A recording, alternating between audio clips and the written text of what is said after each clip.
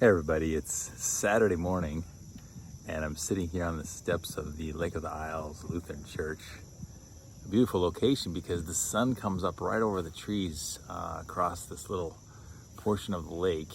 And today it was quite cloudy, so we're catching just little glimpses of the sun. But it's still really important to be up and outside during the hour of the day when the sun is coming up.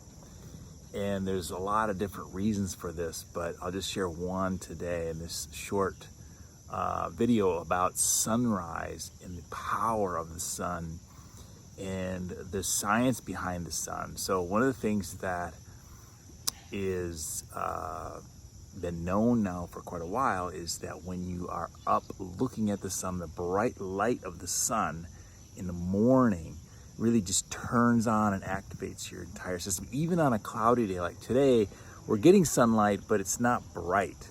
It's coming through the clouds, but the light, the ambient light all around is still very bright, much brighter than it would be, say, if you stayed indoors until 10 or 11 o'clock and never went outside. So many people are suffering from sleep disorders and insomnia and various health conditions. Maybe it's anxiety, depression. These can all be improved by being out early in the day. So it doesn't have to be exactly at sunrise, but if you're within the first hour of the day, that would be ideal because you're waking up your biological system. Your circadian rhythm will be adjusted based on that light coming in through your eye. Because your eye not only is a camera, which we know it sees everything, but your eye is also a clock. And that eye has to be activated. That clock has to get activated by the sunlight, the brightness, because you can't get that brightness indoors unless you have a really strong artificial light. So by getting out here, wherever you are, finding a place where you can see the sunlight and look in the direction of the sun, depending on where it is on the horizon. Now it's a little high in the sky, so it's going to be a little brighter to look at. But if you can get even just 10 or 15 minutes of that bright sunlight, it will definitely start to improve many of the conditions that people suffer with. It also releases, and here's the really cool part, it releases endorphins.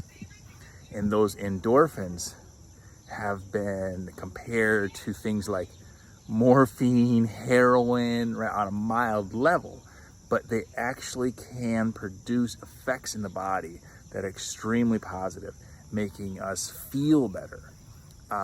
And they are natural, and they are at a level which really helps the body gain its energy.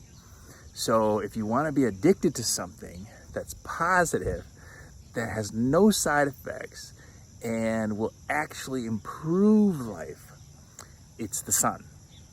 It's getting out early, it's catching the sunlight, getting it through your eyes. Again, without your glasses on, you can see I'm not wearing my glasses, without your contacts in, so that light can go passing straight through your eye into your brain, basically, and activating the system within you that will generate that energy for the day. And you do this every day, you start to get a habit, it starts to be something you crave, something you feel really good about doing on a regular basis.